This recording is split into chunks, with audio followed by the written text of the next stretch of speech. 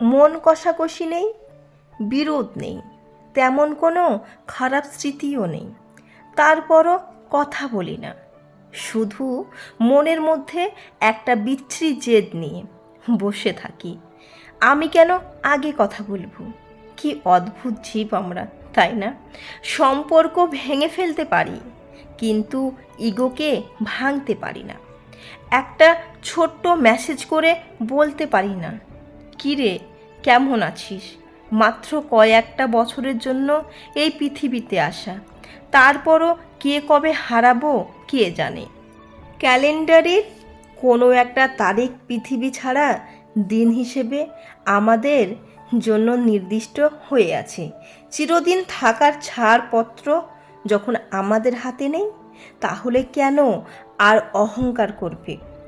ইগোর দেওয়াল ভাঙুন, সম্পর্ক বাঁচান, কথা বলুন, ছোট একটা মেসেজ করুন, বলুন অনেক দিন তো হয়ে গেল তোমার কোনো খবর নিতে পারিনি, কেমন আছো? দেখবেন অভিমানের পারদ গলিয়ে দিতে পেরেছেন। যদি তার সাথে তেমন কোনো খারাপ স্মৃতি না থাকে, তার সাথে কাটানো ভালো স্মৃতি যদি মনের মধ্যে রয়ে যায়, তাহলে সেই সম্পর্ককে বাঁচিয়ে রাখুন। শুধু মনের মধ্যে থেকে শুধু ইগোর পাহাড়টা ভেঙে দিন। সম্পর্ক হারানোর অভ্যাস করবেন না। শুধুমাত্র কথা হয় না বলে কত কথা বাকি রয়ে গেছে, কথা বলি না বলে কত সম্পর্ক থেমে গেছে, কথা হলো না বলে কত মানুষ জীবন থেকে শুধু হারিয়ে গেল। তাই কথা বলুন, সম্পর্ক বাঁচান।